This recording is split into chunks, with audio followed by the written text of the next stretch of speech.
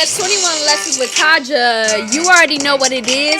Pull a chair, sit down, come learn some. You already know what it is. Yay! Oh my god! Hey you guys, it's Taja back for another lesson today. And if you are just now chiming in, I just want to let you know that I'll be turning 21 years old within a few days. And so that means that for the last few weeks, I've been actually sharing lessons that I've been learning more about myself, more about the world, about life within my 20 years of life thus far. And so today I want to share the lesson of accepting the things that I cannot change and just being okay with being okay. One thing my parents have always told me, I know I bring up my parents a lot, but they've taught me a lot, is my dad most importantly has told me, Taja, you don't live in a perfect world. Taja, not everything is perfect. Taja, why do you think everything has to be perfect? And it's crazy because I am a perfectionist to the T. Like I'm controlling. I just learned that about myself a few weeks ago. I'm a little controlling. So controlling to the point where I don't like being surprised.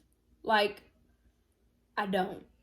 I don't like being surprised. I like for things to always be like how I like them to be. I'm a type A personality. I write everything down. My entire day, I write everything down. I pencil in potty breaks.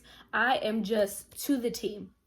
And with that being said, living life as a perfectionist is difficult because that can stifle you in so many ways. I'm just now learning.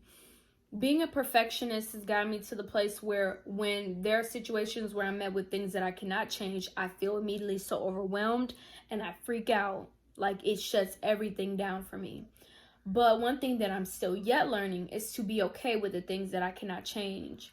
It's so difficult because I like to have my hands on everything.